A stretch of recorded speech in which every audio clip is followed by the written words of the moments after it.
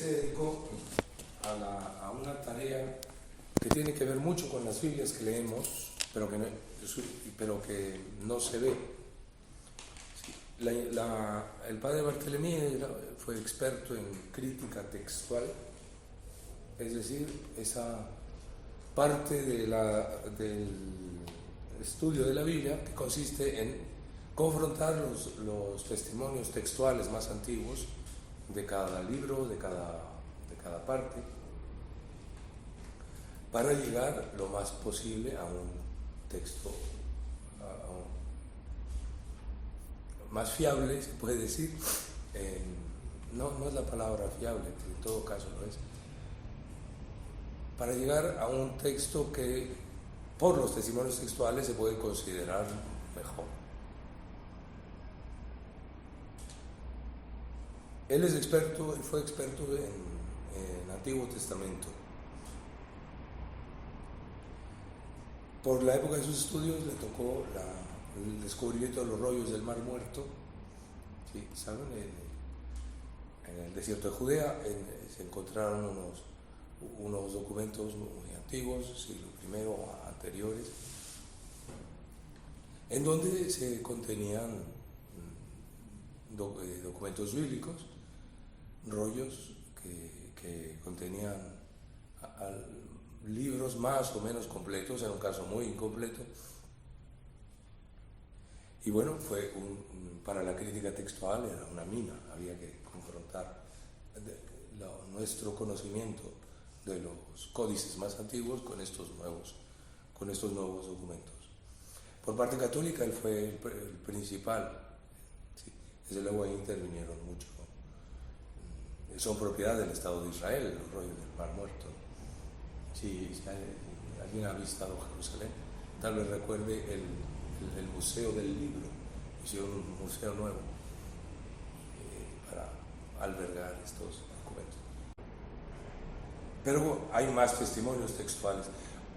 Una de las actividades más originales del padre Bartolomé como crítico textual fue la confrontación con las tradiciones griegas. No solo hay una, hay por lo menos 4. El crítico textual que lee la Biblia griega tiene que imaginarse el texto hebreo que el traductor griego tiene delante. O sea, esto requiere mucha ciencia de las lenguas antiguas. Las variantes a veces son muy notables entre la Biblia que conocemos por tradición hebrea y la que conocemos por tradición griega. Pero en lugar de preferir una u otra, pues hay que dejarse enriquecer por ambas. Esa era la posición del padre Bartolomé.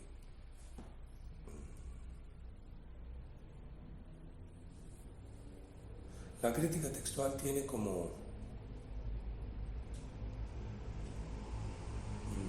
finalidad algo que no puede alcanzar, el conocimiento de un texto original que se nos escapará siempre. ¿Sí? Es como una imagen virtual en óptica. ¿Sí? Hay imágenes reales e imágenes virtuales, o sea, las imágenes que se formarían si los vectores se prolongaran. ¿Sí? Algo así, con los testimonios textuales que conocemos, con la antigüedad que tienen, con sus variantes más o menos explicables por un motivo u otro, por un descuido del copista, por un motivo teológico de una época, pues todo apunta hacia un posible texto original. Nunca nos ha preocupado no conocer el texto original de la Biblia, es imposible,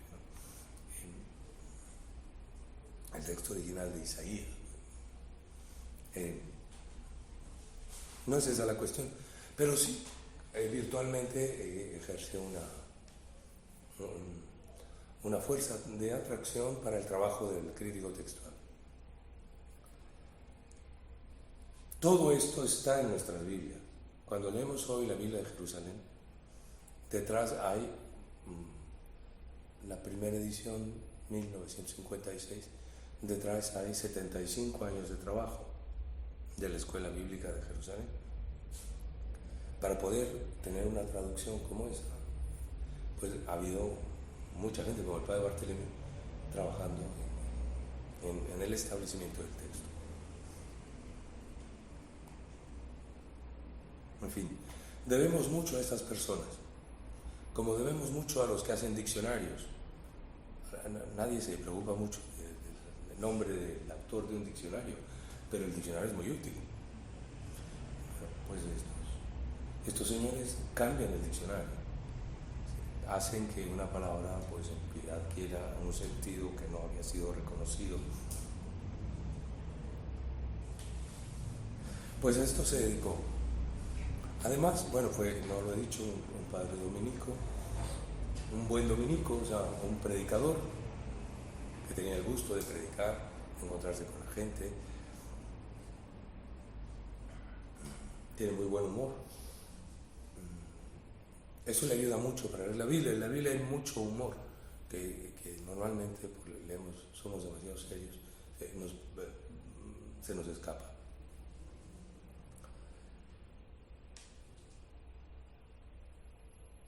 Pues así, con buen humor, en un momento escribió este libro pensando no en sus colegas exégetas, científicos, técnicos, sino en la gente que va a leer la Biblia. Y el resultado es una obra maestra. La mayor parte de la obra del padre Bartolomé no la leeremos, tendríamos que tener mucha preparación para entender sus disquisiciones entre un texto de origen que es una traducción griega del siglo III a.C. y un texto de tradición directamente hebrea, tradición masorética, que se dice. Bueno, pues se nos escapa ahí los matices, ¿no? Y la importancia de una variante del texto siriaco, pues no lo valoraremos. En cambio, este libro está escrito para los que no somos expertos en todo eso. Y es en lo que es un libro único.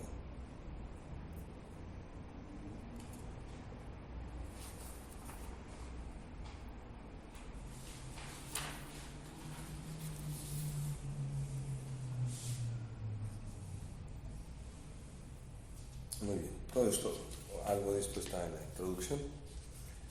Creo que lo podemos dejar. No sé si hay algo que preguntar. No he dicho las fechas, ¿verdad?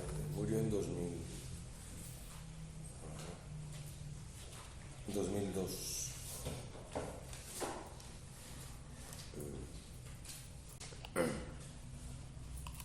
Fue profesor muchos años en la Facultad de Teología de la Universidad de Friburgo, de los dominicos, uno de los centros europeos más importantes de los dominicos. Creo que puse algo sobre los dominicos y la Biblia.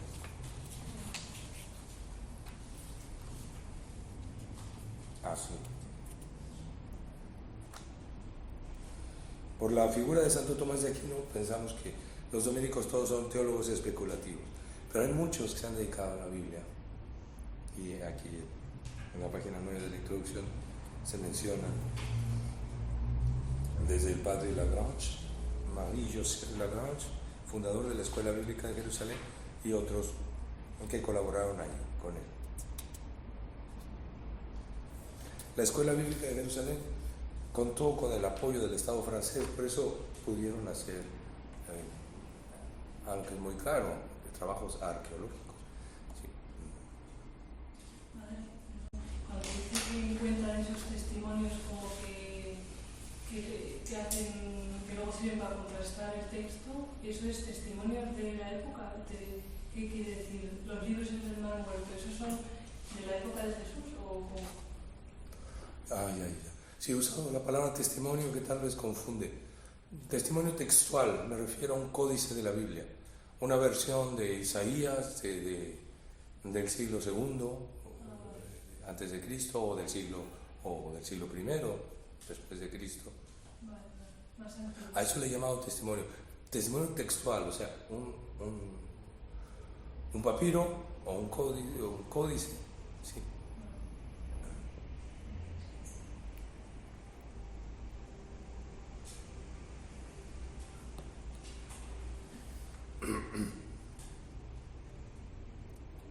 Muy bien. Pues entonces podemos pasar al libro del Padre Bartolomé, a la advertencia inicial, que es muy útil, me parece.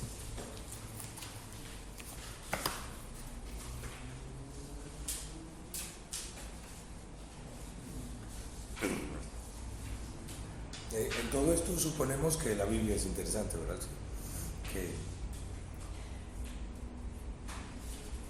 Y que entendemos por qué la Iglesia insiste tanto en que leamos la Biblia.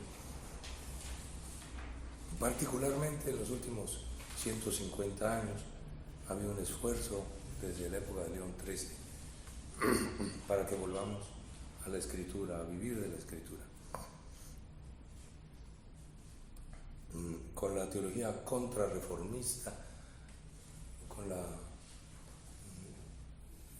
que por polémica con los protestantes acentuaba las realidades sacramentales de la Iglesia y se olvidaba un poco de la Escritura. Por ese motivo, por un falso respeto a la palabra de Dios, que es muy grande, no lo voy a leer yo, que la lea mi párroco y ya me diga. Sí, esta mentalidad hizo que se alejara la palabra de Dios de la vida de los fieles. En fin, desde León XIII empezó un movimiento bíblico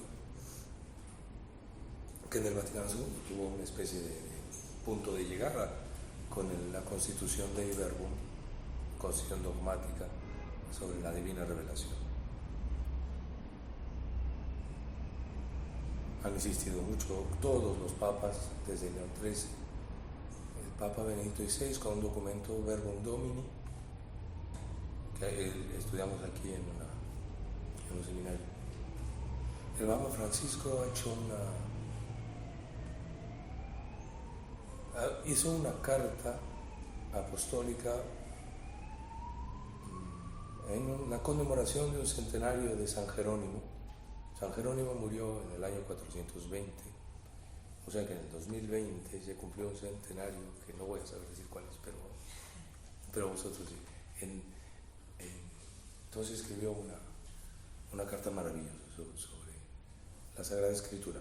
San Jerónimo es el patrono de los traductores, porque él tradujo la Biblia por primera vez el texto hebreo al latín. Antes de él, San Jerónimo murió en 420, antes de él el texto que conocíamos era griego y las versiones latinas eran del griego. Sí. La Biblia que leía San Agustín en latín era una traducción del griego. No solo el Nuevo Testamento fue escrito en griego, no, también el Antiguo Testamento. No conocíamos lo que San Jerónimo llama la veritas hebraica, sí, la verdad hebrea.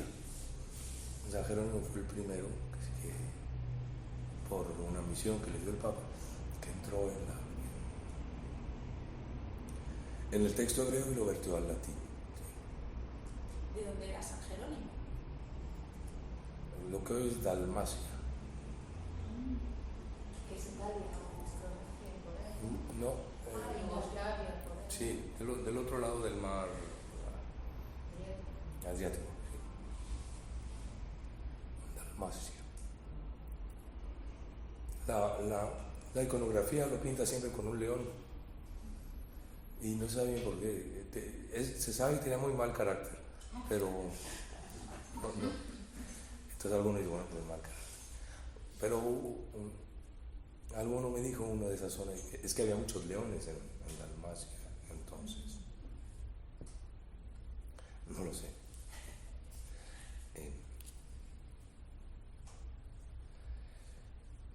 En fin, pues sí, el último documento pontificio es esta carta que se llama Divinus Affectus Scripturae, un afecto divino por la Biblia. Esa carta yo sí la recomendaría,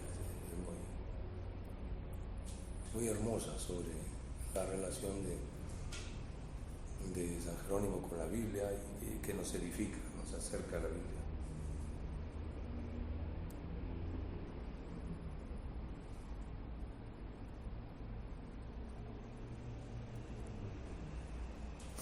Bueno, pues Padre Bartolomé está en esta gran tradición que empezó con San Jerónimo, confrontarse con los textos hebreos, sin fanatismos. Algunos aprenden hebreo y desprecian el griego, pero no puede serlo.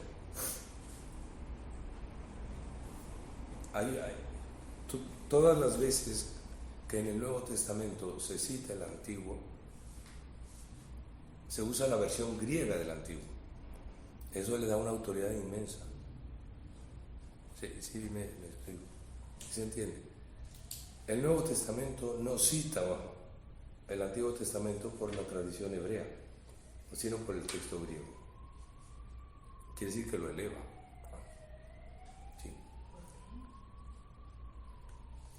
Pues se ve que tenía mucha autoridad. No se sentían obligados los autores del Nuevo Testamento, San Pablo, por ejemplo, que sabía muy bien el hebreo. No se sentía obligado a recurrir al texto hebreo.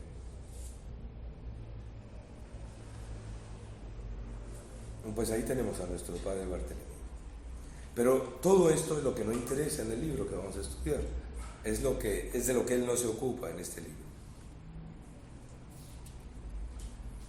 Muy bien. Podemos leer algunos párrafos de la advertencia inicial, no muchos. ¿Empezar desde el principio? Sí.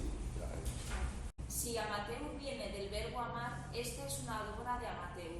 Si el amateur va con rapidez hacia lo que ama, sin preocuparse de la firmeza del suelo en el que pone el pie, restableciendo con el siguiente paso el equilibrio que amenazaba el anterior dado en falso, esta es aún más una obra de amateur. Pese a esta apología demasiado fácil, las páginas que publico hoy me inquietan un poco. Escribiéndolas temo haber logrado olvidar demasiado bien todo aquello que podía saber de crítica textual o literaria. Cuando enumero algunos preceptos de la ley, el códice eloísta se mezcla con el códice deuteronómico, sin el menor inconveniente. Los trazos del carácter de Moisés aparecen espigados a partir de tradiciones yavistas, eloístas y a veces sacerdotales, como si estuviera permitido asociar sus manifestaciones sin sabias discusiones preliminares. El Éxodo, Ezequiel y el Apocalipsis dialogan como viejos amigos sin haber sido presentados. Temo que aquellos que se aventuren a través de estas páginas experimenten cierto malestar de ver que considero la Biblia como una obra de un solo autor. Muy bien. Desde luego aquí hay mucha ironía, una hermosa ironía. Un biblista lee la Biblia y encuentra estratos históricos en una misma página. Esto viene de tal época, esto viene de tal otra. Aquí el eloísta metió mano, aquí el deuteronomista copió mal, en fin. Yavista, eloísta, deuteronomista, código sacerdotal, son las tradiciones principales en el Pentateuco.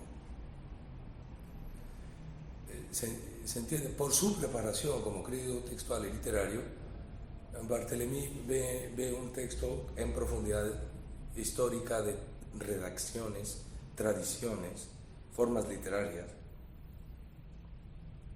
que han evolucionado hasta el texto que conocemos. ¿Sí? Y dice, temo que en este libro se me va a olvidar todo eso. O sea, va a leer la Biblia como nosotros, ¿sí? Como obra de un solo autor, ¿sí? No de 40, que han metido mano en la misma frase. ¿Sí? Es ironía porque, en efecto, la Biblia es obra de un solo autor, que es Dios. Se ve la diferencia de perspectiva.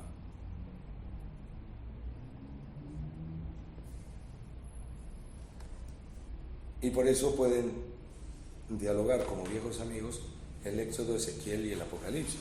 Un biblista no se lo permite. Si lea el Éxodo, se encuentra ante un texto eloísta de siglo VIII probablemente, y Ezequiel es de 2 siglos después, no se conocieron el autor del Éxodo y Ezequiel, mucho menos al vidente de Patmos del Apocalipsis del siglo I. Sí, pero cuando leemos la Biblia como obra de un solo autor, sí, dialogan. Y es legítimo. La Iglesia siempre ha leído así. Toda la tradición está llena de este tipo de lectura. Barthélemy aquí ironiza un poco con su propia preparación. Hoy sabemos mucho, o mucho más que en otras épocas, de la composición de la Biblia, cómo se fue componiendo. Y sin embargo, el momento decisivo de su lectura sigue siendo el mismo que en el siglo I. Sí. Leemos la Biblia como una monja cisterciense del siglo XIII. En lo fundamental. Eso no significa que no sirva para nada el trabajo crítico, pero que en un momento debe ceder a la lectura orante y a la lectura creyente. En fin, Barthélemy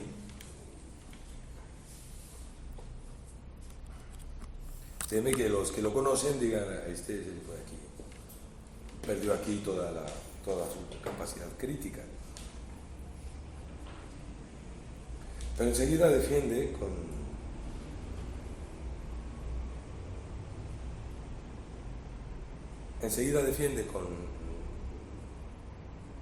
ejemplos tomados de la vida que en realidad no podemos estar pensando siempre como especialistas.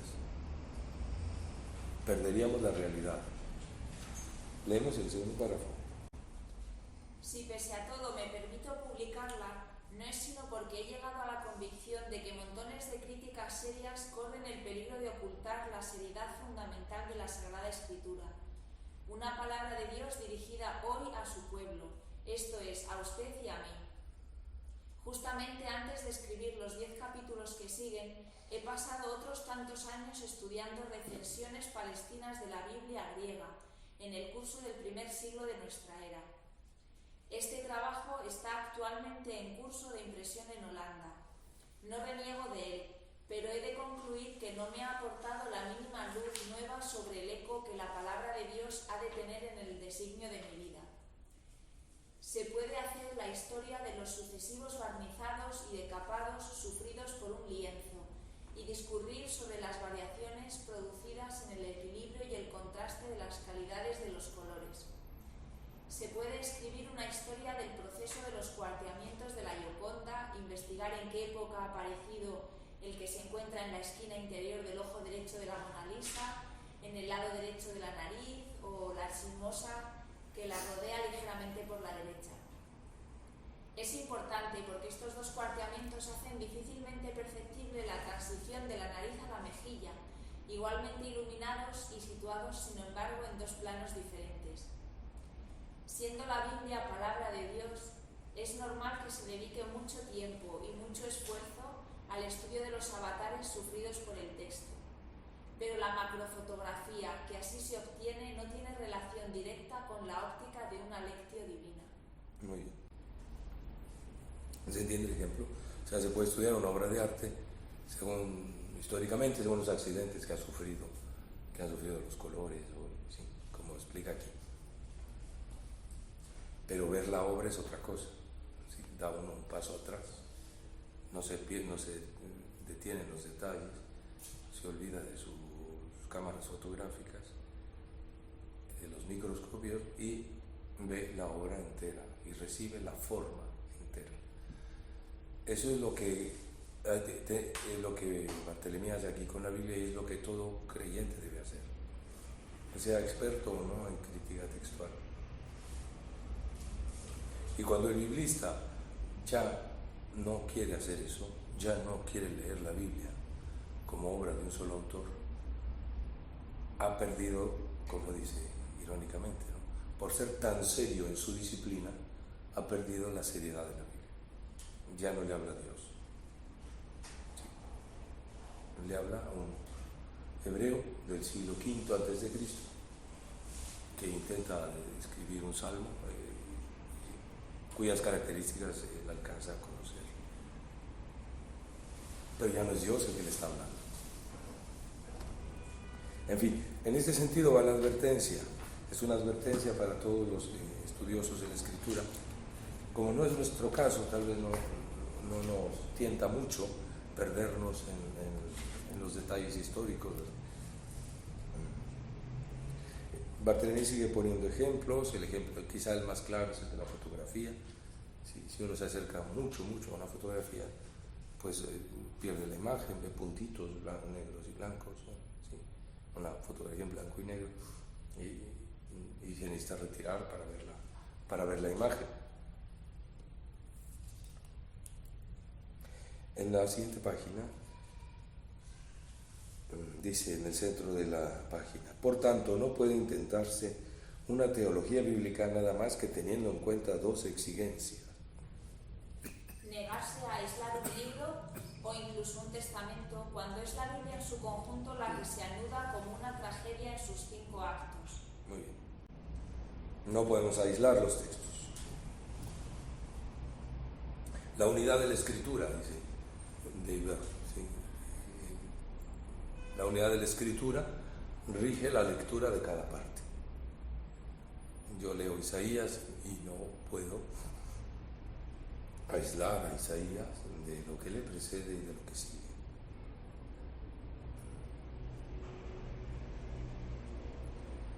O sea, teología bíblica tiene que ser bíblica, tiene que ser toda la Biblia. Y segundo, y segundo, centrar la mirada sobre lo que Dios nos dice de sí. Si no se respeta la primera exigencia, no reconocemos el primer adjetivo. Si no se respeta la segunda, es el sustantivo el que no se respeta. El sustantivo es teología, el adjetivo bíblico. Sí. La teología bíblica tiene que ser sobre toda la Biblia y tiene que ser sobre Dios. En la Biblia Dios nos dice quién es, cómo es. No solo lo que nos hace bien, sino Dios se manifiesta, se revela. La Biblia contiene la revelación de Dios.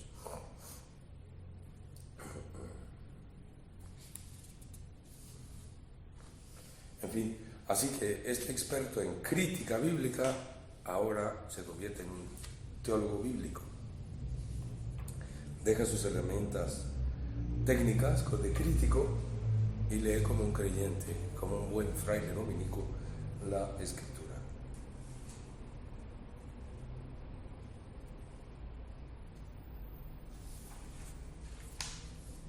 En fin, hay más ejemplos en la advertencia, es muy bonita. La victoria de Samotracia, una escultura descubierta en el siglo I, descubierta en el siglo XIX. Pero creo que con estas ideas entendemos lo fundamental de la advertencia.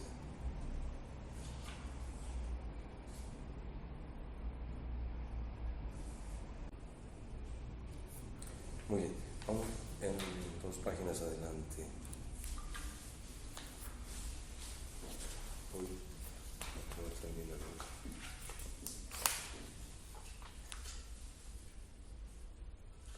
Leemos, pero no es fácil lograr. Es que es 13. Sí. Pero no es fácil lograr una visión de conjunto suficientemente sintética de las 1500 páginas que normalmente constituyen la Biblia cristiana. Para ello hace falta recorrer toda la Biblia sin cansarse, de tal modo que toda la Biblia quede grabada en la memoria en sus grandes bloques de diferente valor. Cuando se profundice en un texto concreto, será necesario tener presente todo el equilibrio de los bloques, de tal modo que una intuición particular pueda encontrar sus ecos apropiados en tal o cual versículo, distante varios cientos de páginas. El trabajo analítico de una palabra a partir de una concordancia Puede ayudar a precisar algunos datos, pero no podrá sustituir el diálogo franco que se establece en la memoria entre una voz que escucho hoy y esa otra que escuché hace muchos meses, a muchos libros de distancia y que no comprendía, ya que su sentido era el de responder a la que toma hoy la palabra. ¿Se entiende? ¿Se sabe lo que es una concordancia bíblica? Sí, son libros en donde las palabras en orden alfabético normalmente remiten a los lugares de la Biblia donde se cita. La palabra alianza aparece en Éxodo, aparece en Ezequiel, etc. Entonces, es muy útil una concordancia. Si uno quiere estudiar lo que es la alianza, pues va ahí y lee un texto y pasa a otro y así. Sí, pero hay una trampa en eso, dice Barthelemy, hay que haber leído todo. Y la palabra alianza tiene que establecer conexiones en los distintos lugares en que aparece en nuestra memoria.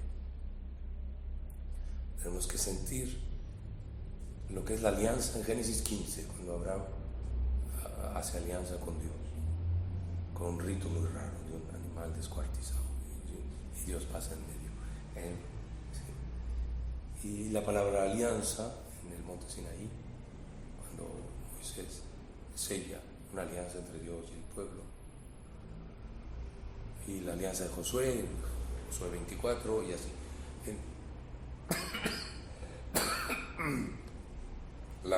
Los distintos lugares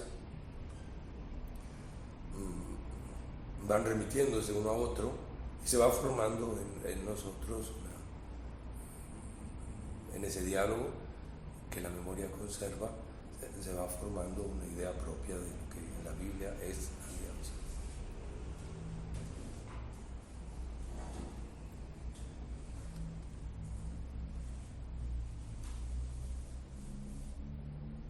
Entonces la Biblia es inagotable. Es cuando uno no puede dejar de leerla. Lo primero es, o sea, la entrada no es fácil, por eso dice, hace falta recorrer toda la Biblia sin cansarse. O sea, nos cansamos, se cansa uno de leer tantas historias raras y sin mucho sentido, ¿no? La historia de Sansón, un héroe ahí muy raro, ¿no? Que se enreda con una mujer y en fin,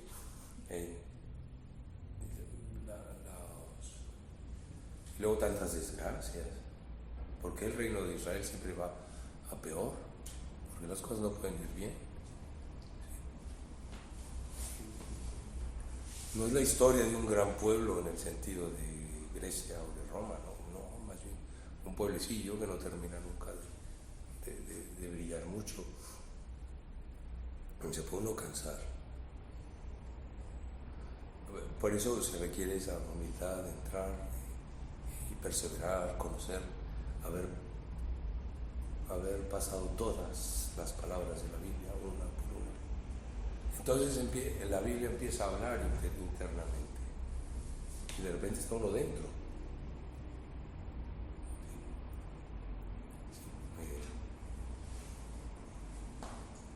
Es cuando la Biblia se convierte en la fuente de nuestra oración. De esto ha vivido todo el pensamiento cristiano grande, siempre. Si pensamos en un Santo Tomás de Aquino, bueno, tenía la Biblia en la cabeza, entera. Nunca, como profesor de teología, nunca enseñó nada que no fuera la exposición de algún libro de la Biblia.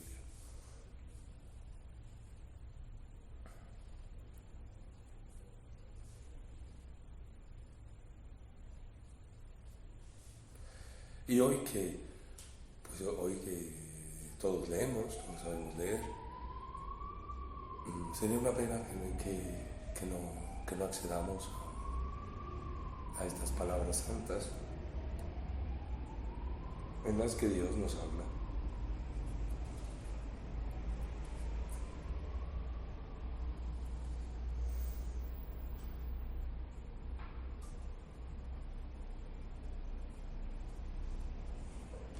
Leemos el siguiente párrafo.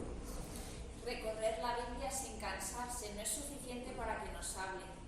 Volvamos al ejemplo de la fotografía difícil de interpretar.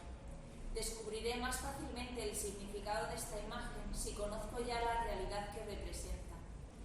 En cierto modo puede decirse que no es posible descubrir nada más que lo que uno puede reconocer. Yo seré capaz de descubrir los trazos de un rostro muy conocido para mí, incluso en una reproducción muy defectuosa, porque esos trazos están ya grabados en mí. Las menores sombras y los más pequeños reflejos tendrán significado si el objeto reproducido está ya en mi memoria.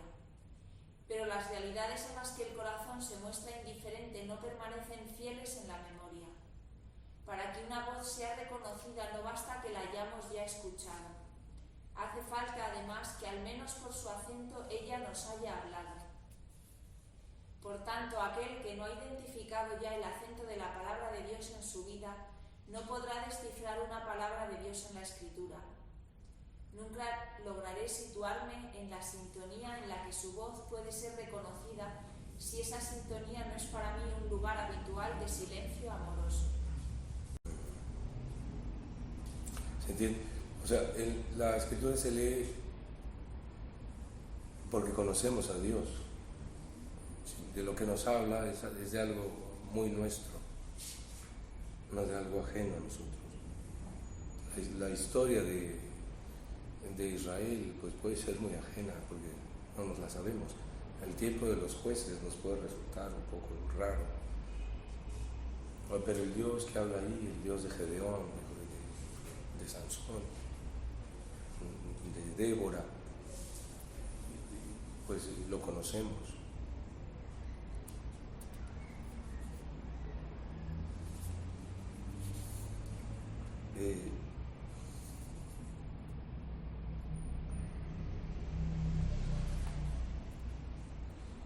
Sí, las últimas palabras son las decisivas, ¿no? El silencio amoroso, la oración. Es el Dios que de algún modo ya nos ha hablado y por eso su palabra no nos puede resultar tan extraña. Aunque en alguna página de la Biblia nos resulte más difícil de reconocer.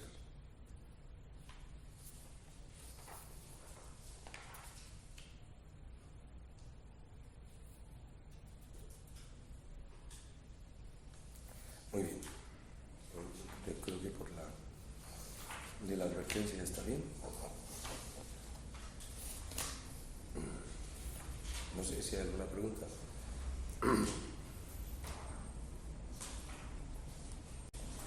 En algún momento determinado,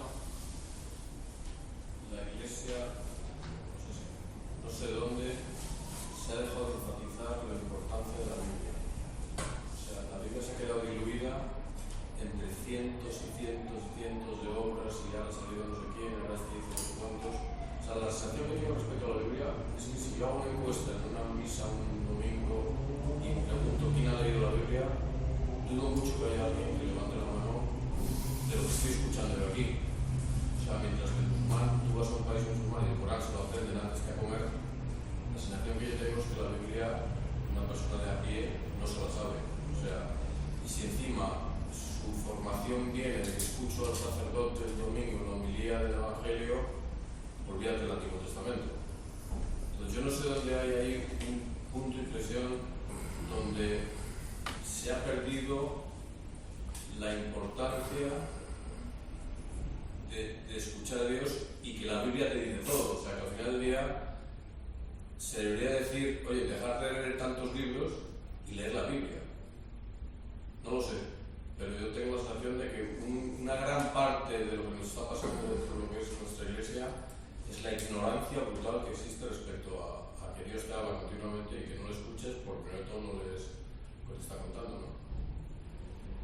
Entonces no sé si hay un punto de inflexión, no sé dónde se decide que la Santa Misa tiene que llevar primera lectura del Antiguo Testamento, Salmo, segunda, y luego en las homilías no se habla del Antiguo Testamento nunca. O sea, muy raro que escuches a alguien que te hace la conexión del Antiguo hasta la lectura del día, ¿no? Entonces, yo la sensación que tengo desde la barrera es decir, Dios mío, si está todo escrito aquí, lo que pasa es que no...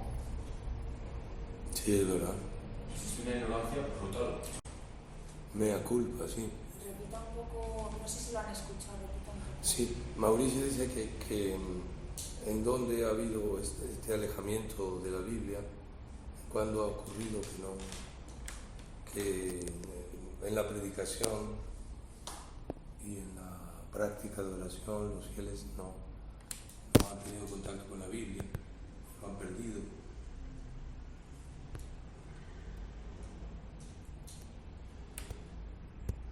Tal vez no es igual en todos los países, ¿no? Creo que en nuestros países del sur de Europa es así, o en México también, en países así. A mí me gustaría hacer un inciso. Yo, por ejemplo, pertenezco a un grupo y nosotros manejamos muchísimo la Biblia. Es como algo que nos lo tienen inculcado, ¿no? El poder manejar la Biblia para nosotros es muy importante. Y sí que a veces es un texto muy difícil y complicado, ¿no? Entonces, mi pregunta a lo mejor sería la siguiente, ¿no? ¿Por qué es tan difícil, no? Y a veces, ¿por qué tiene esos imperativos tan bruscos, ¿no? De las cosas que dice la Escritura, ¿no? Que nos cuesta muchísimo entenderlo, ¿no? A mí me cuesta porque creo que somos muy limitados, ¿no? En ese sentido. Y, no sé, creo que, no sé, es un poco la contrapartida que le diría a Mauricio, que nosotros sí que manejamos muchísimo la Biblia y porque es tan difícil, ¿no? Porque es tan difícil, porque es tan complicado, ¿no? Sí. Sí, que repito la pregunta. Sí. Bueno, la pregunta era... que yo la repita para los... Rosario, ¿verdad? Raquel, perdón. Raquel dice que, bueno, que ella, por su formación, sí maneja la Biblia y no le parece nada fácil. Por un lado, está la experiencia de que nos alejamos de la Escritura, por otro nos acercamos y no es tan fácil. Es normal que no sea fácil. Es Dios el que habla. Si le entendemos todo a la primera, como dice San Agustín, si entiendes, no es Dios.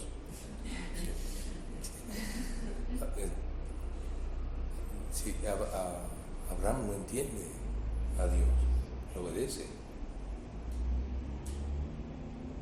A mí me gusta mucho el cuadro de Caravaggio del sacrificio de Isaac, cuando Abraham está a punto de sacrificar al niño, a Isaac, y el ángel le detiene. La cara de Abraham es un poema. Y bueno, entonces, ¿qué? ¿Lo sacrifico o no? Pero es sí o no. No entiende. ¿Cómo va a entender? Sí, sacrifica a tu hijo. Eso no se entiende. Esto es lo que a mí me gusta llamar realismo bíblico, con una expresión de Benedicto XVI. Sí, realista es el que vive en la palabra de Dios, de la palabra de Dios. O sea, normalmente vivimos refugiados en nuestros conceptos muy claros y en donde todo está perfectamente definido. Pues no es cierto. La vida no es así. Entonces, que la Biblia sea tan enredada, tan difícil, pues es simplemente porque es real como nuestra vida. La realidad del mundo es esa, es la que está en la Biblia. La salvación de Dios se está abriendo paso hoy en un mundo lleno de crímenes, males, rebeldías y las cosas peores que pueda haber. Pero la salvación de Dios se está abriendo paso. ¿Cómo se sintetiza eso? Nosotros no podemos. Jesucristo lo sintetizó en la cruz. Ahí está todo el pecado del mundo y toda la salvación del mundo. Sí, pero decirlo así es fácil, comprenderlo no. Entonces, que sea complicado es buena señal. La suma teológica de Santo Tomás está inacabada. Está inacabada. Porque tuvo una visión de que lo que estaba haciendo era como nada comparado con esa visión mística que él tuvo, ¿no? Santo Tomás. No se sabe bien, se sabe que el último año no escribió nada. Santo Tomás de Aquino, no podía, decía, no puedo. Y decía, bueno, termina la suma, no puedo. Es paja. Pero no porque Dios le haya dicho que era paja, sino por una de las explicaciones que es esa, que tuvo una experiencia de Dios tan fuerte que todo lo que había escrito le parecía nada. Puede ser, sí. Otros dicen que no, que estaba agotado, lo cual humanamente es explicable. El trabajo que realizó era increíble en horas de esfuerzo.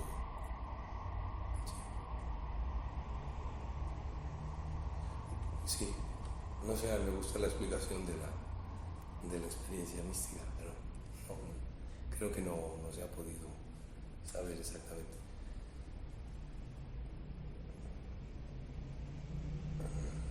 Santo Tomás lloraba cuando no leía, no entendía una frase de la Biblia. Hay testimonios de un fraile que lo vio llorando porque no entendía Isaías. Fray Reginaldo, su amanuense. En fin. Pues en ello estamos en esta época de volver a la Escritura. El que se hayan multiplicado los cursos bíblicos es bueno, sí, pero por lo que hemos leído aquí, cuidado, no se trata de volverse expertos en críticas, en las varias críticas bíblicas, crítica textual, crítica histórica, crítica literaria. Eso puede ayudar en alguna medida. Pero fundamentalmente la Biblia se nos da para lo que los benedictinos llaman lectio divina, lectura orante de la Escritura. Y bueno, pues en eso estamos, en este esfuerzo de los últimos 150 años. Que la Biblia nos vuelva a hablar. ¿Sí? Nietzsche decía que Europa es lo que es gracias a la Biblia, porque ha habido un libro en Europa que nadie discutía. Al desaparecer, se disuelve.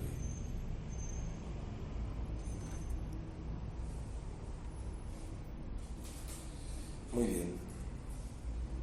Pues entonces vamos a la introducción.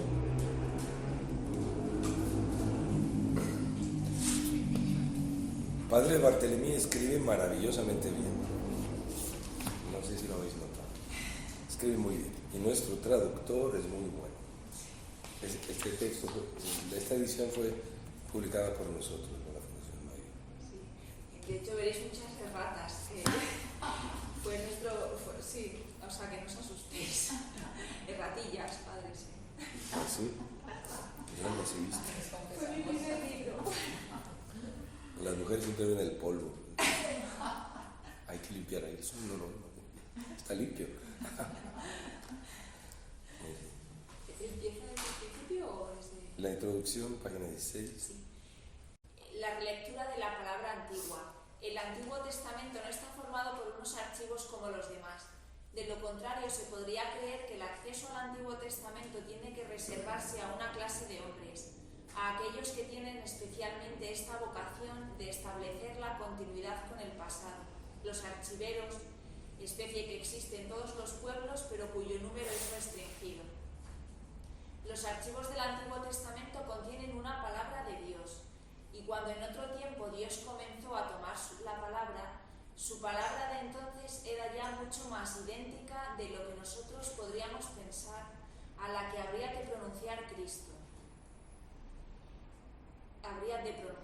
Dios no cambia, y lo que Dios quiere decir al hombre es siempre lo mismo. Lo secreto que lleva en ella, como palabra propiamente divina, esa palabra comunicada por Dios permanece sustancialmente idéntica. Sin embargo, este pueblo infantil que la escuchaba por primera vez no podía deducir de ella las mismas cosas, la misma plenitud de comprensión, de inteligencia, tal y como el pueblo ya más maduro ha sabido comprender después. Se puede pues considerar como dicho ya en aquel momento por la boca de Dios lo que Jesús dirá en su discurso a los apóstoles tras la cena. Tengo todavía muchas cosas que deciros, pero por ahora no podéis cargar con ellas. Toda esta introducción está hecha sobre unos cuantos versículos del capítulo 16 de San Juan. Perdón, de la última cena según San Juan. Tengo todavía muchas cosas que deciros, pero no podéis cargar con ellas. En lo dicho por la Biblia hay muchas cosas más y no podemos cargar con ellas. ¿Sí? Me gusta la expresión de Santa Teresa cuando comenta el Cantar de los Cantares. Inicia diciendo: ¿qué es Señor nuestro? Diciendo una palabra, dice 1000. Una palabra de la Biblia se multiplica en riqueza. Hay muchas cosas ahí, no podemos con todo. Esa es la experiencia de una lectura creyente y orante de la Biblia. Es decir, la palabra de Dios ya pretendía desde el principio suscitar en el hombre ecos que de hecho no le podrían sino resonar más tarde. ¿Se entiende? Dios dice lo mismo siempre, desde Abraham, pero Abraham entiende lo que entiende, limitado. Por eso Jesús puede atribuir a Abraham algo que Abraham se sorprendería. En una discusión con los judíos dice Jesús: Abraham vio mi día y se alegró. No sé si recordáis, Juan 8 me parece. Abraham vio mi día y se alegró. Sí, se refiere a cuando Abraham recibe la visita del ángel de Dios y le promete que va a tener un hijo. El hijo se llamará Isaac, que significa risa. La risa de Abraham es Jesús. Abraham vio mi día y se alegró. O sea, en el cumplimiento de la promesa, en el cumplimiento inmediato de la promesa hecha a Abraham, que es Isaac, se anuncia el cumplimiento desbordante que es Jesús. Así es la Biblia. No la podemos parar. Es Dios el que hace así las cosas, el que puede expresarse así. Con un niño, Isaac, concebido en la vejez de sus padres, puede anunciar la salvación al Salvador del mundo. Eso solo Dios lo puede hacer. Y es cuando la Biblia se convierte, repito,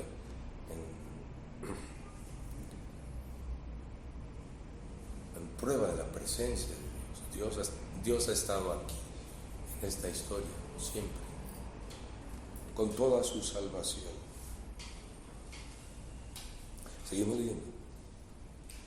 Esta palabra llevaba ya en ella riquezas que el hombre no podía aún comprender, pero el pueblo de Dios habría de madurar poco a poco en la doble experiencia de un don inmenso comunicado por Dios y de una miseria que remediar cada vez más escondida. En cada etapa de su lento madurar, el pueblo, volviendo sobre las antiguas palabras de Dios, es capaz de comprender y de captar en ella ecos que antes no había podido advertir. Muy bien, de esto está hecho la Biblia, de relecturas. El Deuteronomio relee el Éxodo. Lo digo como el ejemplo más claro, pero no es el único. Sí. A muchos siglos de distancia de los acontecimientos del Éxodo, el deuteronomista hace una historia en donde ve más de lo que se veía cuando ocurrían los hechos. Sí. Es normal, Dios puso mucho en cada una de sus palabras. Y cuando Dios habla, compromete todo su ser. Por eso la palabra de Dios es a la vez acción de Dios. No es una comunicación teórica, sino una intervención real.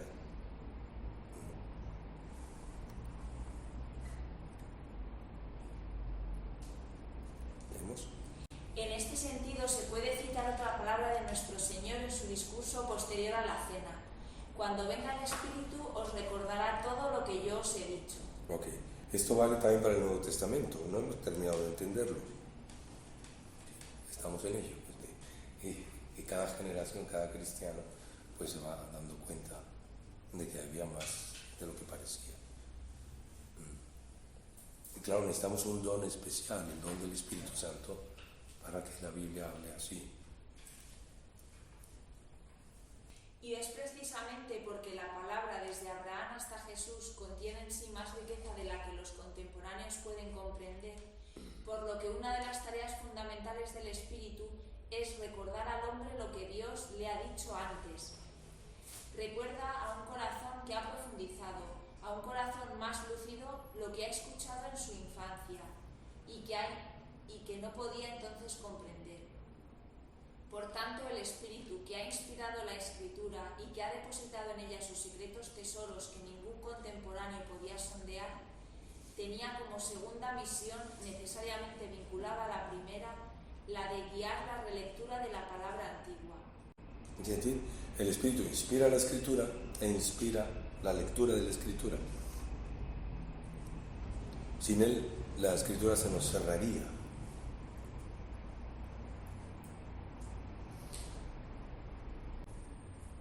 Muy bien. Se habla mucho aquí de recordar la memoria.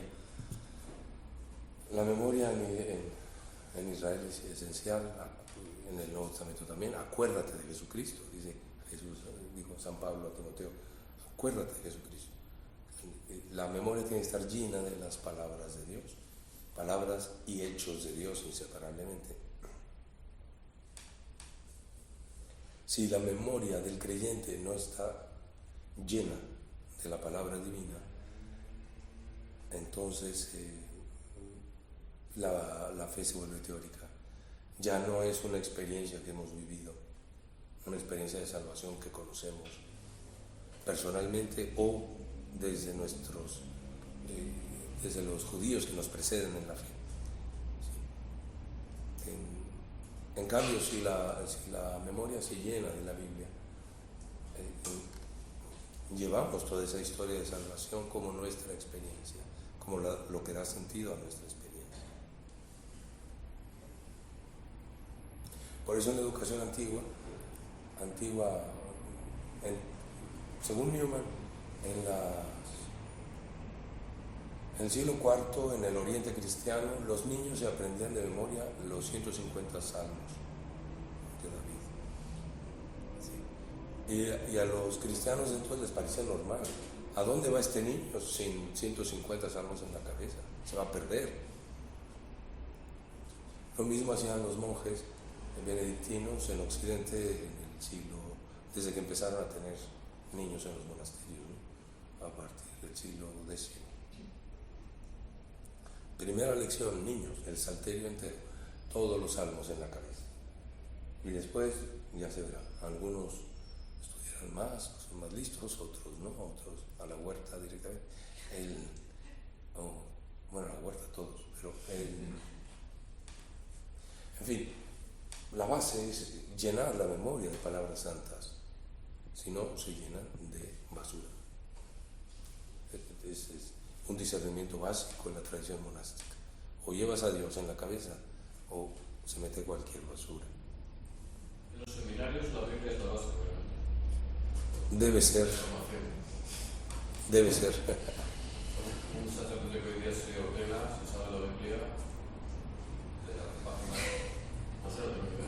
Pues en eso estamos, yo no siempre lo conseguimos, pero estamos en ello, sí.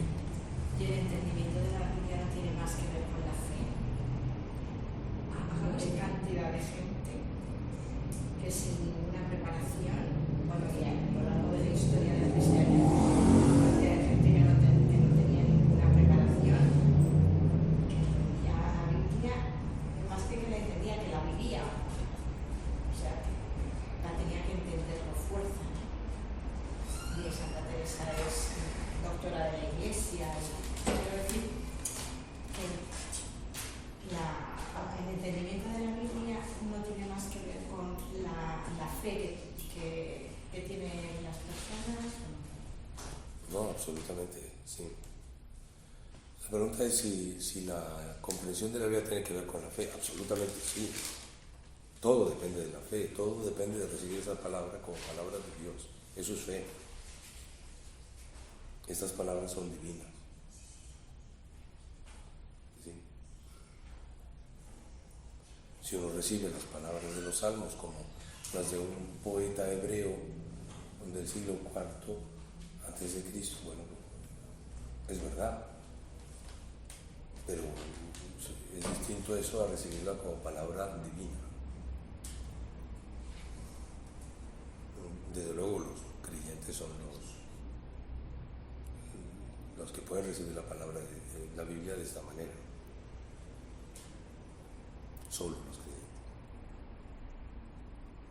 Puede haber un acercamiento puramente técnico a la Biblia. Puede ser que un experto en literatura antigua se interese por el cantar de los cantares, pero no lo tome como palabra divina. Bueno, hará un estudio más o menos interesante. Pero ver ahí el amor que Dios nos tiene, pues eso requiere fe.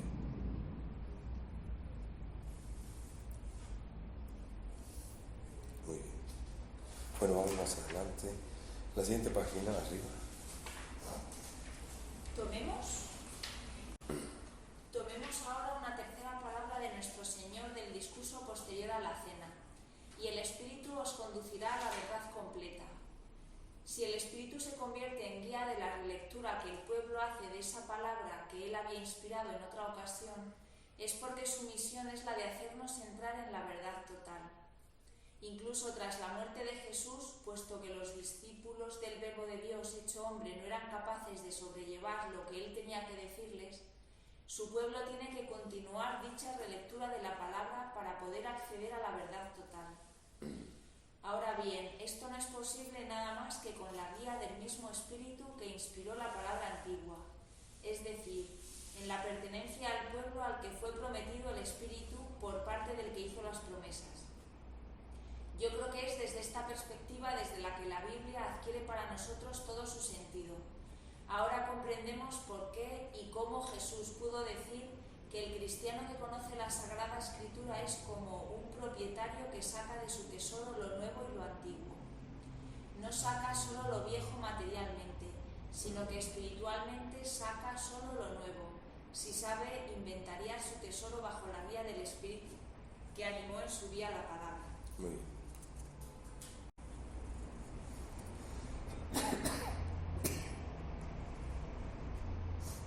Bueno, esto es esencial porque la Biblia nos transmite textos de hace muchos siglos y que son nuevos en el Espíritu Santo que los inspiró y que nos guía en la comprensión de la Biblia.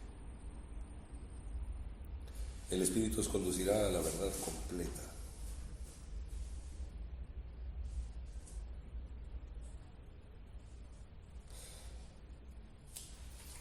La última parte de la introducción se refiere a por qué el Antiguo Testamento es tan importante, por qué es esencial. Si la plenitud de la revelación es Jesucristo, por tanto el Nuevo Testamento, ¿por qué no podemos prescindir del Antiguo? Sí, ¿sabéis? Nunca la Iglesia ha tenido esa tentación. Claramente cuando se produjo en los primeros siglos la idea de prescindir del Antiguo Testamento fue claramente una herejía, ¿no? Nunca tentó a los cristianos que no quisieran ser herejes, claro, ¿sí? La herejía de Marción.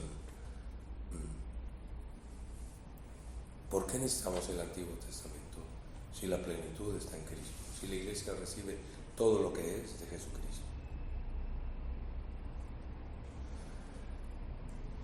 Barthélemy lo explica en palabras muy, muy sencillas, geniales. La relación entre los dos testamentos es la clave de todo el pensamiento cristiano, de toda la teología, pero también de la vida cristiana. Y Barthélemy opta por este punto de vista. Es la vida cristiana la que nos exige leer el Antiguo Testamento. Toda su explicación se basa en el concepto hombre nuevo y hombre viejo. ¿Sí? El hombre nuevo en Cristo, criatura nueva, según San Pablo, era por la fe y por el bautismo. No solo por el sacramento, también por la fe, pero no solo por la fe, también por el sacramento del bautismo.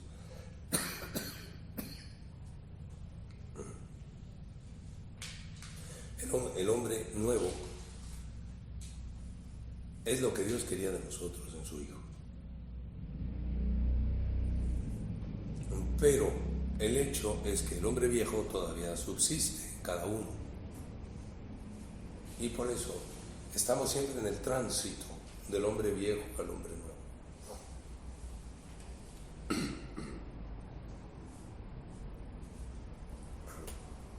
Esto está muy bien. Gracias.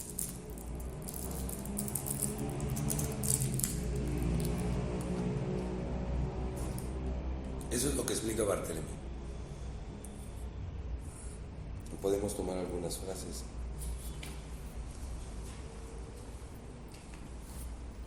La página 19. Es casi peligroso, ahí por ejemplo, Sí. Es casi peligroso saber si alguien en quien el hombre nuevo ha sido insertado, porque se puede creer que va a crecer solo. Sí, puede creerse uno curado cuando en realidad el hombre viejo sigue trabajando y lo esencial de la vitalidad sigue estando en manos de ese hombre viejo. ¿Cuál es entonces la táctica de este? No se opone frontalmente al hombre nuevo. El hombre viejo insinúa, sabe bien que si él se mostrase ateo en el corazón del bautizado, enseguida éste tomaría las medidas necesarias para extirparle. Asimismo, el hombre viejo, aunque ateo, se disfraza de religioso, monopoliza a su manera, caricaturiza a su manera el designio del hombre nuevo, le sorbe hasta la médula y más que buscar echarle, se convierte en su parásito. El hombre viejo no se presenta como ateo, se presenta como idólatra, lo que es mucho más fino y delicado. Dicho de otra forma, ya que no puede mandar a Dios a paseo, se dedica a cogerlo con sus manos y a modelarlo a su imagen. El hombre viejo no se entregará nunca en manos del Dios vivo, porque eso sería su muerte. Prefiere fabricarse un Dios confortable, aceptable, y el hombre nuevo, que no afina mucho mientras es joven, es capaz de vivir mucho tiempo sin percatarse casi de que otro está fabricándole su Dios, de que en vez de entregarse en manos del Dios vivo se le está poniendo en sus manos un Dios de ensueño y que está tratando de acallar y consolar su conciencia siendo fiel a un Dios no inventado quizás, pero en cualquier caso interpretado. Este es el drama. El hombre viejo se recluye, se hace a gusto de un evangelio insípido y es capaz de cualquier cosa con tal de no dejarse reconocer y de seguir parasitando las buenas intenciones de las que el infierno está lleno y todo lo más noble de cuantos desarrollan el corazón del hombre, porque es capaz de falsificar todo, de utilizar todo. Un poco fuerte. Se ve que tiene experiencia el fraile dominico. Bueno, pues sí, ahí estamos. Entonces necesitamos todo el trabajo del Antiguo Testamento para realmente creer en Dios, confiar en Dios, esperar en Dios, para realmente amar al prójimo, para no confundir la caridad con caprichos, para poder vivir la plenitud de la caridad como la describe San Pablo, ¿no? El amor es comprensivo, el amor es servicial, el amor no tiene envidia, el amor no lleva cuentas del mal. Sí, sabemos que es así, pero sabemos que no lo vivimos así. Entonces necesitamos todo el camino de Israel, desde la fe de Abraham,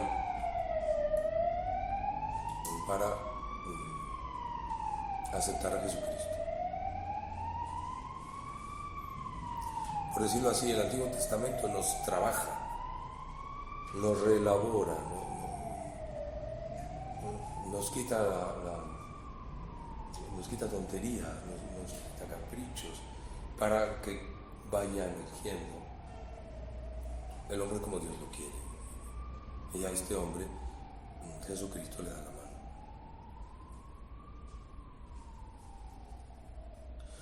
En todo está Jesucristo, también en el trabajo veterotestamentario.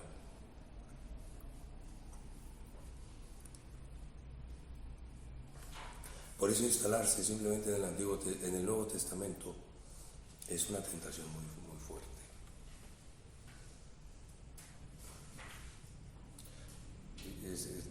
sentirse santos, como sentirse dueños del Espíritu Santo, como sentirse, sí, que uno va en volandas de la santidad cristiana. No, no es verdad, no es así. Seguimos siendo muy terrenos, como dice Peggy, terrenos, terráqueos, terrícolas, muy apegados al suelo, y necesitamos que la historia tan carnal de Israel nos configure como creyentes.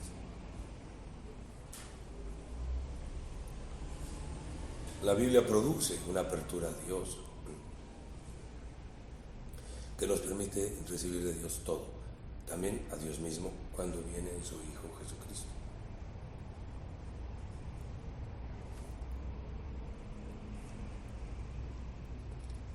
En fin, lo de las idolatrías está muy bien descrito.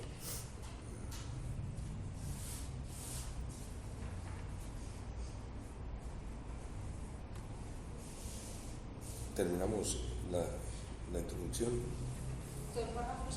Así se explica por qué hay que acabar con el hombre viejo y por qué hay ante todo que diagnosticar y descubrir esa labor del hombre viejo idólatra que trata de ocultarse dentro de nosotros, haciéndonos creer que somos enteramente hombres del Nuevo Testamento, que somos plenamente capaces de asimilar con corazón generoso el Evangelio y de vivir de él. Vayamos pues al Antiguo Testamento. Veamos claramente allí las astucias y los engaños que utilizaba el hombre viejo cuando huía de Dios y no se había disfrazado aún de buen pastor. Porque el Antiguo Testamento es ante todo el gran diagnóstico de las falsificaciones del Dios vivo. Nosotros los cristianos, con un cierto quietismo, nos arriesgaríamos a dejarnos mecer en las manos de lo que consideramos como el buen Dios, en lugar de dejarnos conformar por quien es el Dios vivo. Pero el Antiguo Testamento puede ponernos claramente de relieve nuestra idolatría, todas nuestras escapatorias, hacernos comprender nuestra miseria, nuestra pobreza, permitiendo así que nos contemos entre los pobres a los que pertenece el Rey.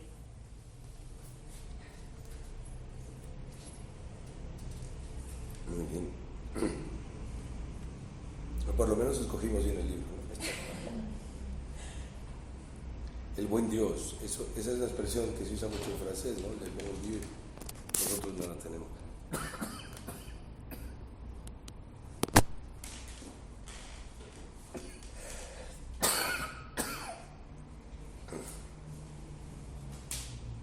¿Alguna pregunta de todo esto?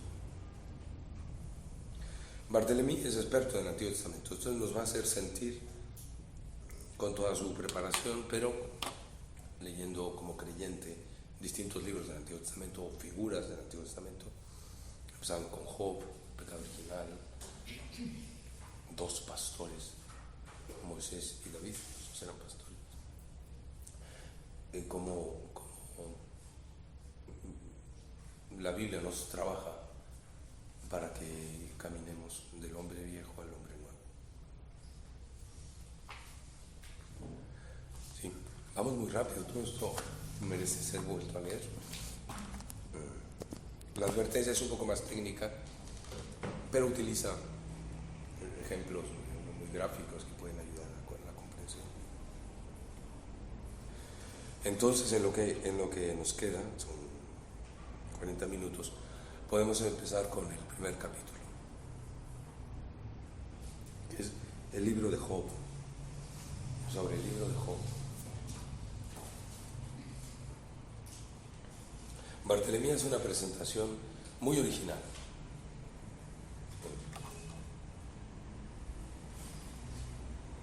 De Job se ha escrito mucho, es el libro de los libros más impactantes del Antiguo Testamento.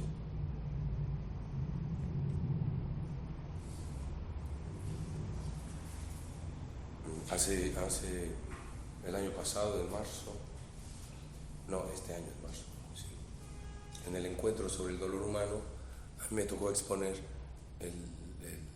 la interpretación de Adrien von Speyer del libro de Job.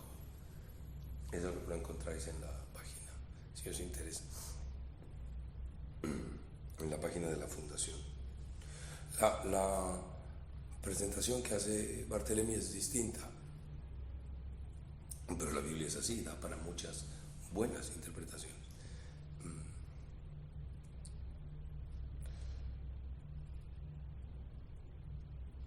¿Por qué empieza con Job? Si Job, según Barthélemy, es del siglo VII, el libro del siglo VII antes de Cristo. O sea, después de muchas cosas, después de Jeremías. Sí. Según Barthélemy, es de la época del exilio de Israel en Babilonia, del reino de Judá en Babilonia. Siglo VI. ¿Por qué empieza con Job y no con lo anterior? Porque él ve en el libro de Job una reflexión muy madura de Israel creyente, de un autor desde luego, según Pierre Gand, discípulo de Jeremías necesariamente, es probable. Israel se confronta por primera vez con la pregunta: ¿y quién es Dios para los que están fuera del ámbito de la alianza con Israel? Porque Job es un pagano, es de Ur, de Caldea, el mismo pueblo de Abraham, paisano, sí. Pero no pertenece a la tradición de Israel. ¿Quién es Dios? Dios es un desconocido para el hombre, para un buen hombre como es Job. Y esto es lo que el libro nos presenta.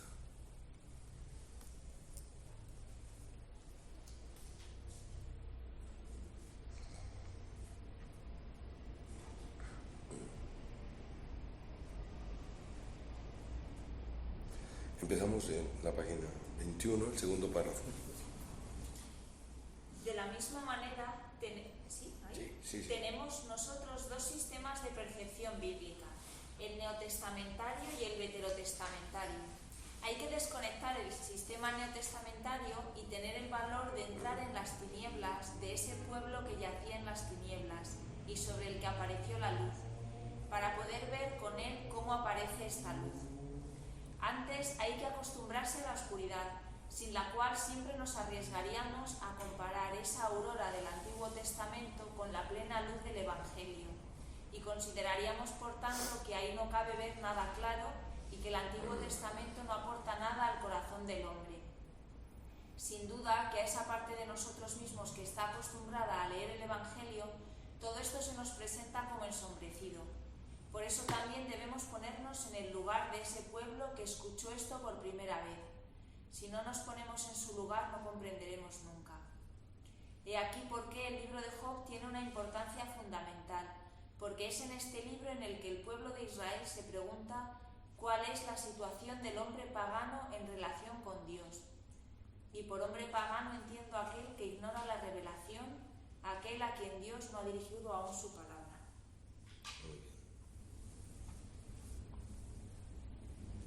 Bueno, ya dijimos los datos históricos que el libro ofrece.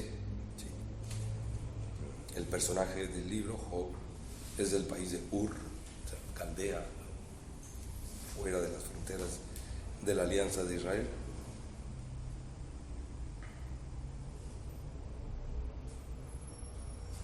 Ya es notable que que Israel escoja un pagano para maestro de Israel, porque Job va a ser un profeta de Israel. No al principio, pero en el conjunto del libro, Job es el encuentro de Job con Dios es decisivo para los israelitas. Y es muy notable que el autor del libro de Job escoja un pagano para hacerlo maestro de Israel. Sí, esto anuncia algo ya del Nuevo Testamento. La salvación es universal, no se limita a la alianza de Israel.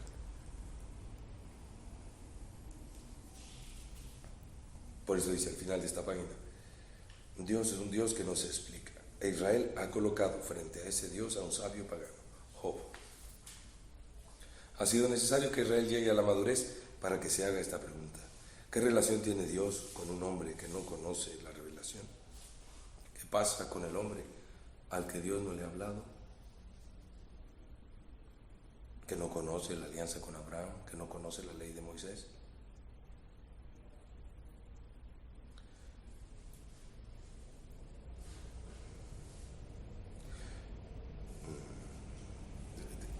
Leemos arriba en la página 23. No llegó a ello. No llegó a ello sino bastante tarde. Normalmente uno hace paleontología cuando ya ha nacido. Es por eso por lo que la humanidad ha tenido que esperar a tener una clara conciencia de sí misma antes de preguntarse por su origen. Pues el libro de Job es una especie de paleontología de la revelación y una vuelta atrás en relación con esta primera palabra de Dios a Abraham no ha sido posible nada más que cuando el hombre, teniendo la revelación, se ha preguntado sobre lo que temía, sobre aquello que era su tesoro tradicional. ¿Y cómo y cuándo se ha cuestionado? Muy bien. Bueno, el autor del libro de Job es, lo que dice este subtítulo, un judío escandalizado y no conformista. No se conforma con una explicación fácil sobre el dolor que padece Job. El libro confronta dos posiciones, la de los judíos conformistas, que se satisfacen con una explicación muy general, que habría que aplicar en cada caso de modo mecánico. Si te va mal, te portaste mal. Y, sí, Dios castiga a los malos, Dios premia a los buenos. Pero resulta que Job no se portó mal y no está dispuesto a aceptar que se portó mal. En algún momento, haciendo un super examen de conciencia, dice, bueno, ciertamente no todo es perfecto, ¿sí? Pero no es un criminal. Entonces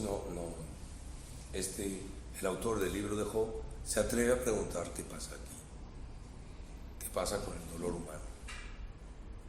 Evidentemente todos aquí son hombres religiosos, nadie está tentado de ateísmo, Job tampoco. Puede sufrir mucho y culpar a Dios de su sufrimiento, pero no dudar de que Dios existe. Lo que lo tortura es que Dios existe.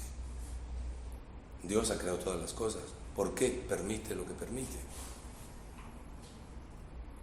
¿Se entiende? Se requiere mucho valor, mucha fe para hacerse la pregunta.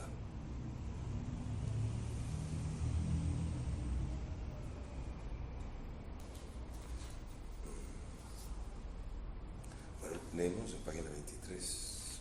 Creo que es en el momento del exilio, porque el exilio del reino de Judá ha sido una tragedia para los israelitas que habitaban en torno a Jerusalén y que habían intentado convertirse seriamente en época del rey Josías hacia el 620 a.C. Habían intentado convertirse lo mejor posible, pero ello no había impedido que Nabucodonosor viniese, asediase la ciudad, la tomase y deportara a toda la élite del pueblo. ¿Qué significa esto? ¿Es que Dios se ensaña de este modo con los que han vuelto a Él? Y si es así, ¿cuál es el sentido oculto de este sufrimiento que se abate sobre hombres, de los que muchos de ellos han hecho un gran esfuerzo de rectificación interior? Y ante todo, pregunta aún más grave, ¿es justo? Sí, es justo. ¿Se es justo? ¿Basta con tratar de convertirse para ser justo ante los ojos de Dios? ¿Puede el hombre ser justo ante Dios? He aquí las preguntas que se plantean estos hombres, de los que muchos se ven deportados tras haberse dedicado a una reforma religiosa lo más seria posible. He aquí la pregunta que se hacen aquellos que han quedado contemplando las ruinas. Se entiende la descripción. En la época de Josías, el piadoso rey Josías, Judá emprendió una reforma religiosa. Vamos a vivir en serio la alianza, la fe, el culto. Dejémonos de tonterías. En la época de Jeremías, el entusiasmo de Jeremías, el entusiasmo inicial que le dura poco. Tenemos que volver a Dios. El pueblo readquiere el sentido de la penitencia de la oración, en fin, de la fidelidad a Dios. Pero viene Nabucodonosor y invade repetidamente hasta el reino de Judá, Jerusalén, humilla a todos, hasta que se lleva, ya en el 597, ya en el siglo siguiente, se lleva a una parte de la población. Y 10 años después, otra parte, muy notable, cautivos a Babilonia.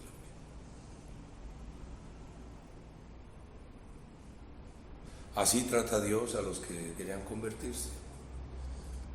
En este contexto nace el libro.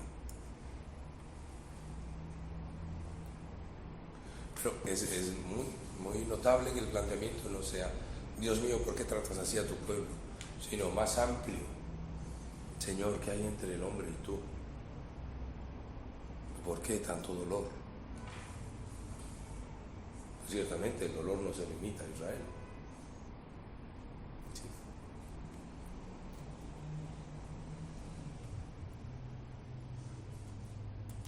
Muy bien. Entonces seguimos, estamos en la página 24. Sí. Se atreven a plantear la pregunta así. Así pues, uno de ellos escenifica no un pueblo, sino un individuo, y además extranjero. Un pagano que se encuentra también él tratado duramente por Dios, creyéndose justo, creyéndose inocente. Así, por boca de este pagano, el autor expresa su escándalo, su drama de conciencia ante la dura conducta de Dios para con su pueblo. Frente a Job, sitúa a algunos amigos que tratan de hacerle razonar y de hacerle comprender el modo como Dios actúa en relación con él. Para ser de ese modo víctima, tiene que haber pecados ocultos. Bueno, esta es la posición fundamental de los 3 amigos de Job, que sí que lo intentan animar y en realidad lo desesperan, ¿no? En un momento les dice, si hablarais menos, se notaría menos vuestra poca sabiduría. Ya está bien de explicaciones que no sirven para nada. Sí. Pero bueno, entonces, el libro está hecho de discursos. Habla Job, luego uno de los amigos le responde Job, luego el otro de los amigos, los 3, Sofar, Elifaz y no me acuerdo el otro. Sí. Hasta que llega un cuarto que no sabe de dónde sale, Eliú, y es un poco más sabio. Y finalmente habla Dios, capítulo 38.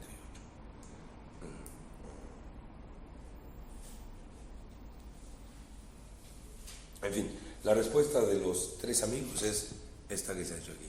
Si sufres tanto es porque tienes pecados ocultos. Leemos a partir del siguiente párrafo. Todo esto no convence mucho al autor del libro de Job.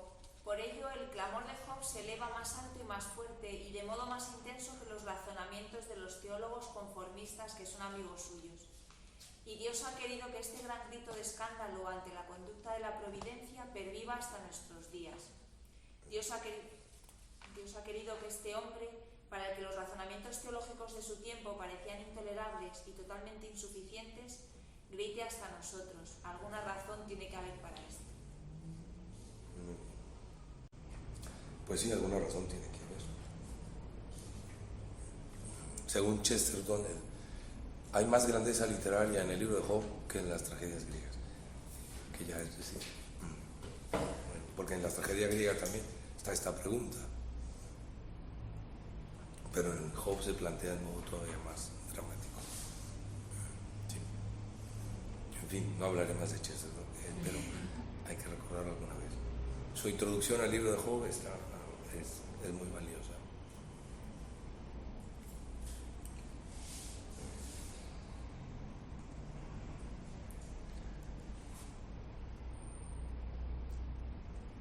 En fin, en la página 25, la presencia inadmisible. O sea, aquí se plantea, ya decíamos, el problema de Job no es el ateísmo. Que Dios existe es para él algo indudable. El problema es qué significa la existencia del hombre. Leemos este primer texto. El hombre nacido de mujer Tiene una vida breve y cargada de tormentos. Como una flor brota y se marchita, huye sin detenerse como una sombra. Y sobre alguien así tú abres los ojos, lo enfrentas contigo en un juicio. Pero ¿quién sacará lo puro de lo impuro?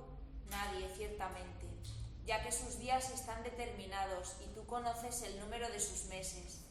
Ya que le has puesto un límite infranqueable, aparta de él tu mirada y déjalo solo para que disfrute de su jornada como un asalariado. No se entiende. Job le pide a Dios que no se ocupe del hombre. No vale la pena. Es demasiado fugaz su existencia, la existencia humana. ¿Por qué ocuparse de él? Bartolomé ve aquí dos dramas, ¿verdad? Lo leemos, página 26. Así, tienes en cuenta... Primer drama. Primer drama del hombre. Florece, es cortado. El hombre tendría el deseo de dar fruto, aspira a una profunda fecundidad, y es en el momento mismo en el que la flor se abre y los deseos se descubren a sí mismos, cuando ve venir la muerte. En el momento en el que empieza a ver lo que buenamente querría, ve que sus fuerzas ya le empiezan a faltar. Bueno, esto hay que reconocerlo, es así. ¿Cuántas existencias truncadas? Y en cierta medida todas las nuestras. ¿Cuántas promesas que no se cumplen? ¿Cuántas alegrías juveniles que dejan amargura? En fin, está lleno la historia de los hombres de esto. Eso también aparece en la tragedia. Sí, la vida está llena de promesas que no se cumplen. Primer drama. Segundo. Este ser frágil está decepcionado. Dios le arrastra hasta el tribunal, Dios exige de él justicia. ¿Por qué? ¿Por qué no dejar a este hombre asimilar como pueda su desarraigo? ¿Por qué pedirle encima cuentas? Si el hombre pudiera estar un solo momento en paz, tener derecho al menos a que al final de su vida no tuviera ese remordimiento que le acusa y que le destroza interiormente. Muy bien. O sea, el segundo drama es que de este ser tan fugaz, Dios se ocupa y lo lleva a juicio. Encima hay que darle cuentas a Dios de esa poca vida de que hemos gozado. Esto atraviesa todo el libro de Job, el juicio de Dios. Sí, y la tendencia de Job es decir, ¿para qué? ¿Quién me juzgas? Ya sabemos que tienes razón. ¿No sería más fácil que te olvidaras? Que dejaras pasar. Bueno, vamos al segundo texto. Así tienes en cuenta todos mis pasos y no pierdes de vista ninguna de mis faltas. Llevas la cuenta de mi delito y aún inventas crímenes a mi cargo. Tú destruyes la esperanza del mortal. Lo abates para siempre, lo barres, desfiguras su rostro y lo despides. Sí. Dios ni siquiera permite que el hombre pueda morir con la ilusión de haber hecho algo que valga la pena. Dios quiere que el hombre muera desesperado, que muera con la impresión de haber malogrado su vida.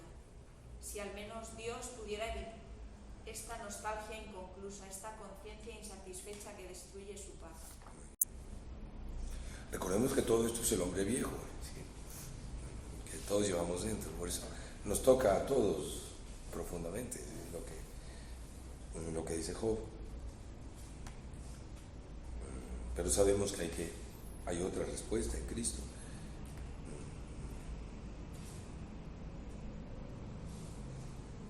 Bueno, este texto es semejante.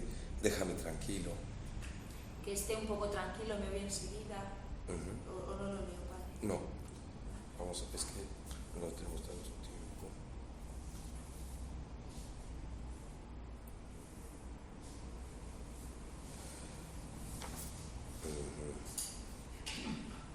Leemos en la 27 a partir de... ¿Se siente aquí? Se siente aquí que Job expresa el drama de la presencia silenciosa y dominadora de Dios con su mirada. Dice, dejarás por fin de observarme, me dejarás siquiera tragar saliva. Tragar saliva significa que se tiene un cierto respiro, que se tiene una cierta tranquilidad.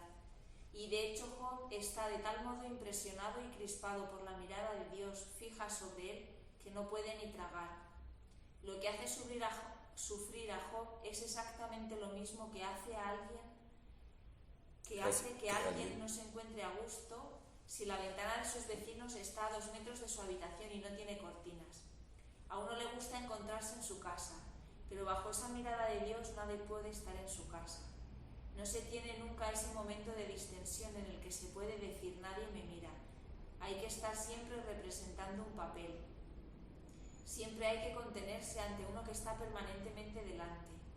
Y el hombre está como destrozado por la mirada insistente y escrutadora de Dios que no le deja ser para él mismo, tranquilamente, solo con él mismo, de estar distendido y en confianza. El hombre siente sin cesar esa mirada extraña sobre él. Una mirada no solamente extraña, sino que le pide cuentas, que le escruta. En el existencialismo moderno, el tema de la mirada ha sido puesto en primer plano. Para Sartre, la vinculación religiosa implica el hecho de ser mirado, de saberse mirado, de estar ante los ojos de otro. Muy bien. Bueno, ya se ve cuál es el drama. En realidad, los ojos de Dios que desesperan a Job porque se siente acusado,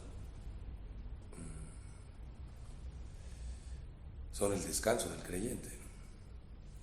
Que Dios nos mire es lo más grande. ¿Sí? Convertirse es, dice San Agustín, ¿no? Ver al que nos ve, encontrarse con la mirada de Dios. Pero el hombre viejo no soporta esto, ¿no? Esta mirada no la puede asimilar bien. Y muchas veces el hombre viejo en nosotros no quiere, inventamos estrategias para que Dios nos mire, para que Dios nos apruebe, en lugar de estar ante su mirada sin más.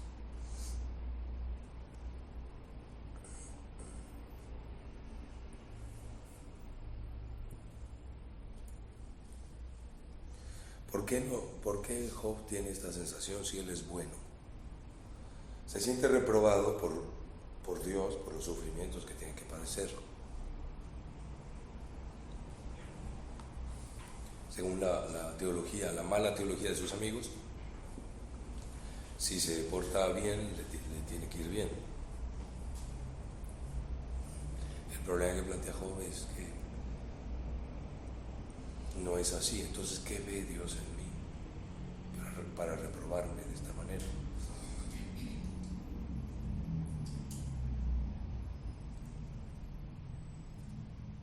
Es algo que reaparece muy fácilmente en la vida cristiana, cuando uno le empieza a ir mal, o cuando uno tiene que sufrir algunas cosas que no hubiera deseado, que no habría esperado. ¿Por qué me tiene que pasar eso? Que muchos cristianos pasan por esta tentación. ¿Qué le he hecho a Dios? Sí. El hombre viejo que tiene este problema con la mirada de Dios. A ver, ¿cuánto nos queda?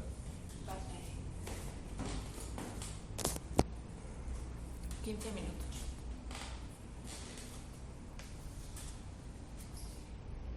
Nos saltamos el sueño de Elifaz.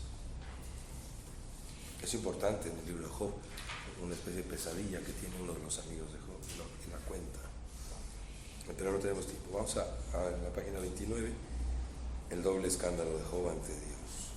Vale, a lo mejor lo explica el texto, pero hay veces, o sea, que esta pregunta de por qué me mira Dios puede surgir cuando nos pasan cosas malas, pero incluso aunque no pasen cosas malas, uno puede tener la sensación de que siempre lo que hace es insuficiente.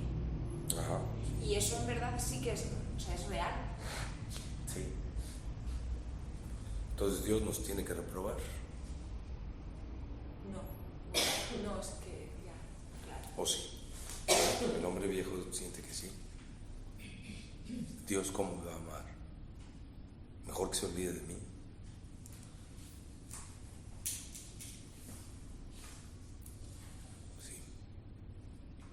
Según Hans Urs von Balthasar, santo es el que se cree de verdad que Dios es amor. Nos gusta decirlo, Dios es amor, pero creernos no es tan fácil.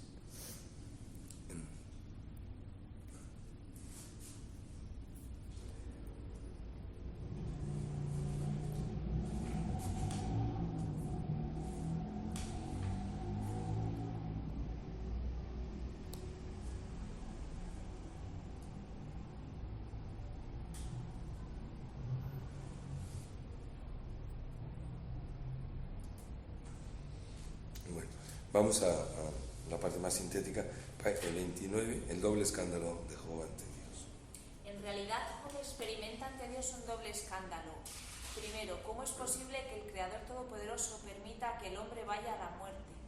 ¿Cómo puede permitir que broten deseos en el corazón del hombre y que en el mismo momento en el que ellos han tomado conciencia de sí mismos, ya haya perdido el hombre la capacidad para realizarlos? ¿Cómo lo permite el Autor Todopoderoso, que es capaz de mantener su creación y de hacerla crecer progresivamente de siglo en siglo? ¿Cómo es posible que el hombre, en cuyo corazón él ha puesto el deseo de crecer, que él como creador le desea, sea el único de la creación que no pueda llegar a lograrlo? Job se escandaliza. ¿Cómo deja el Todopoderoso al hombre discurrir hasta la muerte como aguas que se dispersan y que huyen a través de las grietas de una cisterna? Y 2. ¿Por qué Dios, que no interviene para salvarle, viene a intervenir en él en forma de remordimiento que le desmoraliza y le desgarra?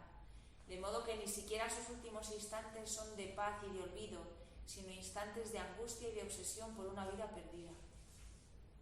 ¿Por qué deja Dios ese deseo inútil en el corazón del hombre que va hacia la muerte? ¿Por qué mantiene Dios en el hombre esta huella destructora de una conciencia impotente, capaz tan solo de condenarle, de destruirle, de desfigurarle, haciéndole perder la esperanza? Job acaba tan solo deseando sobre todo que Dios se haga olvidar del hombre. Si Dios no quiere salvar al hombre, que al menos tampoco le destruya, que no acelere ni perturbe su muerte inevitable. Aquí está el hombre pagano ante Dios. Sí. El hombre que no puede tener fe en Dios. Dios no le ha hablado, no conoce la alianza, no tiene fe, pero conoce que Dios existe, reza. Siempre ha habido oración, también fuera del ámbito de la Biblia. Una cierta desesperación o desesperanza sobre el hombre. Como dice Chesterton, el paganismo es grandioso pero triste. No llega a concebir una esperanza para el hombre. ¿Sí? Para el mundo pagano antiguo, el mundo es maravilloso, el cosmos es extraordinario, es obra divina. Cosmos significa orden bello y orden divino.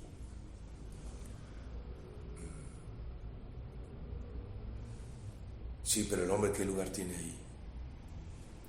La realidad de la muerte hace que uno tenga que decir, francamente, ninguno. No tenemos que ver con esta grandeza. Por eso el paganismo, el pensamiento pagano tiende a pensar o que el hombre se disuelve y lo más noble del hombre vuelve a Dios, pero entonces ya no es hombre, como Platón.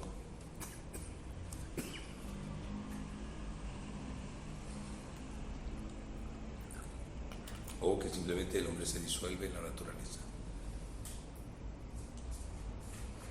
En fin, esta es el hombre sin esperanza sobre su existencia, que conoce a Dios. Los antiguos no tienen nuestro problema moderno de pensar que tal vez Dios no exista, eso no se les ocurre. Sí, en eso somos mucho más tontos. Sí. La evidencia de la existencia de Dios para ellos se impone. Lo que no tiene evidencia es la bondad de existir.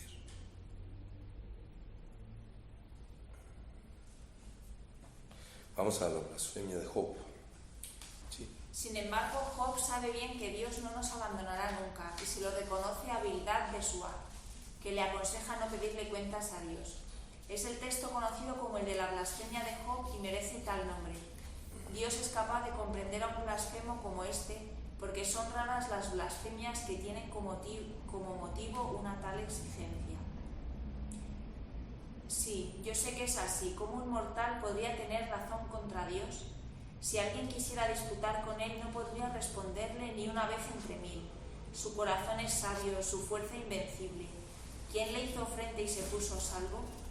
Él arranca las montañas sin que ellas lo sepan y les da la vuelta con su furor. Él remueve la tierra de su sitio y se estremecen las columnas. Él manda al sol que deje de brillar y pone un sello sobre las estrellas. Él solo extiende los cielos y camina sobre las crestas del mar. Él crea la Osa Mayor y el Orión, las Pléyades y las constelaciones del sur. Él hace cosas grandes e inescrutables, maravillas que no se pueden enumerar. Él pasa junto a mí y yo no lo veo, sigue de largo y no lo percibo. Si arrebata una presa, ¿quién se lo impedirá o quién le preguntará qué es lo que hace? Si es cuestión de fuerza, Él es más fuerte. Si de justicia, ¿quién podrá reemplazarlo? Emplazarlo. Emplazarlo. Emplazarlo a juicio, ¿no? Si tengo razón, por mi propia boca me condena. Si soy íntegro, me declara perverso.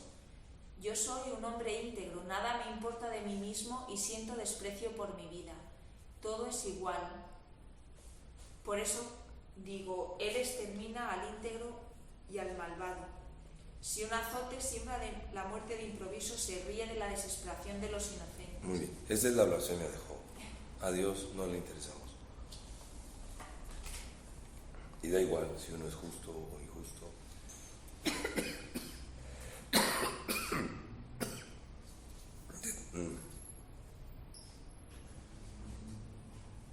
Dios se convierte en el terror del hombre. Esto va en aumento en el libro de Job. Hasta Dios es mi terror. Job se despierta y piensa en Dios y se aterroriza. Pero hay un giro en la página 32 bajo este subtítulo Mi clamor es mi abogado. Hay un giro en el libro. Mi clamor es mi abogado. De repente aparece que no es del todo así, que si en principio el juicio de Job frente a Dios su resultado era claramente una condena de Job, ahora no, ahora en el juicio aparece un abogado. Leemos el texto de Job. Bien, el de Job. Yo estaba tranquilo y él me destrozó, me tomó por el cuello y me hizo pedazos. Me puso como blanco ante él, sus flechas vuelan a mi alrededor. Traspasa mis riñones sin piedad y derrama por tierra mi hiel. Abre en mí una brecha tras otra, arremete contra mí como un guerrero. Sin embargo, no hay violencia en mis manos y mi plegaria es pura. Tierra, no cubras mi sangre, que no haya un lugar de descanso para mi clamor. Aún ahora mi testigo está en el cielo y mi garante en las alturas. Mis amigos se burlan de mí mientras mis ojos derraman lágrimas ante Dios. Que Él sea árbitro entre un hombre y Dios, como entre un hombre y su prójimo, porque mis años están contados y voy a emprender el camino sin retorno. Aquí no se entiende bien quién es este abogado. Adrien von Speyer ve aquí un anuncio de Cristo. Ahí el abogado es Jesucristo, ¿no? Sí, como lo llama en la primera carta de San Juan. Tenemos ante Dios un abogado, Jesucristo el justo. En la primera carta de San Juan, capítulo 2. Hay una intuición aquí, sí, parece ser que ante Dios, en un juicio ante Dios no puedo nada. Sería irremisiblemente condenado. Pero mis lágrimas están ante Dios y Dios les hace caso. Por un lado, parece que no hace ningún caso. La blasfemia de Job es que no hace caso de tus lágrimas. Ahora no, ahora sí, en el juicio mismo hay alguien que recibe esas lágrimas.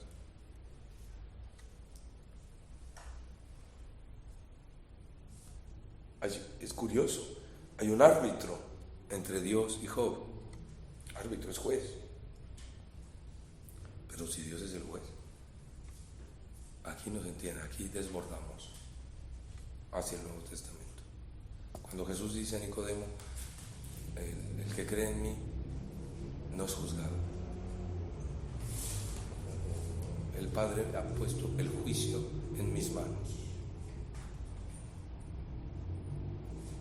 Pero claro, eso es la plenitud del Nuevo Testamento. Estamos desde este lado, desde antes. Se abre una promesa. No puede terminar así. No puede ser que la existencia del hombre termine en esta nada, o peor aún, en esta necesidad de lamentar haber existido. ¿Seguimos? Estamos en la página 33. Sí, sabe muy bien. Sabe muy bien que para él se ha acabado, que no va a dejar tras de sí nada más que su grito, su protesta, que al menos eso permanezca y no sea asfixiado. Y veamos ahora en este espíritu el pasaje que el autor del libro de Job consideraba sin duda central en su obra. Es un pasaje con una introducción extraordinariamente solemne y que consiste en 3 frases, pero esas 3 frases llevan dentro toda la paradójica esperanza de Job, sin negar por ello nada de lo dicho por él en cuanto a su escándalo, nada de lo dicho en cuanto a sus dudas, de su rechazo frente al comportamiento de la providencia. Dice: si se escribieran mis palabras y se las grabara en bronce, si con un punzón de hierro y plomo fueran esculpidas en la roca para siempre. Porque yo sé que mi Redentor vive y que Él, el último, se alzará sobre el polvo. Y después que me arranquen esta piel, yo con mi propia carne veré a Dios. Sí, yo mismo lo veré, lo contemplarán mis ojos, no los de un extraño. Y sin embargo mi corazón se deshace en mi pecho. Pues de repente hay esperanza donde parecía no haber ninguna.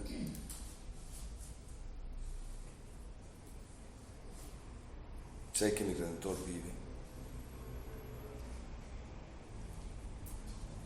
Yo veré a Dios.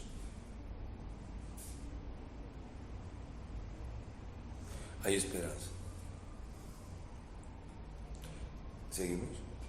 Sabe pues que su abogado, su clamor permanece, y un día el Todopoderoso se dejará tocar, cambiará su mirada en relación con el que ha sido injustamente condenado a muerte. Incluso si ha muerto en la desesperación, ese mismo lo verá fuera ya del cuerpo. Entonces lo verá como alguien que está con él y que no está contra él, alguien que no es un extraño para él, mientras que durante toda su vida Job ha estado sufriendo a causa de ese Dios extraño. He aquí la esperanza de Job. Muy bien. Este es la observación que hace Bartolomé es importante. Este texto del capítulo 19, 23 a 27, es el centro del libro. Literariamente se puede saber que es el centro por la introducción solemne que hace el autor. Bueno, técnica de un buen lector, un crítico literario, ¿sabe? Aquí hay un énfasis que el autor introduce y por tanto estas palabras son decisivas para todo. Además, teológicamente es una cumbre de toda la Biblia. Sé que el Redentor vive. Con estos ojos veré a Dios. Casi inexplicables en el Antiguo Testamento.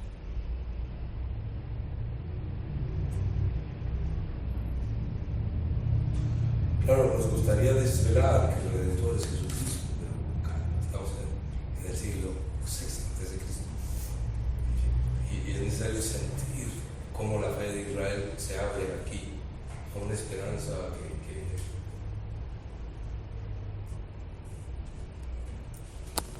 que Israel no había percibido, porque se refiere a un pagano, se refiere a todos los hombres.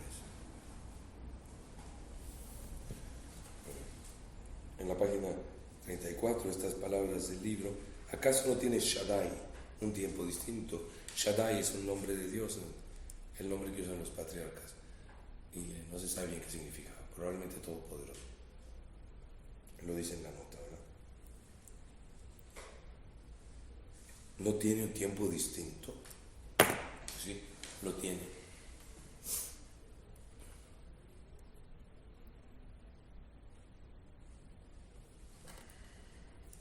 El tiempo de Cristo abraza la historia humana.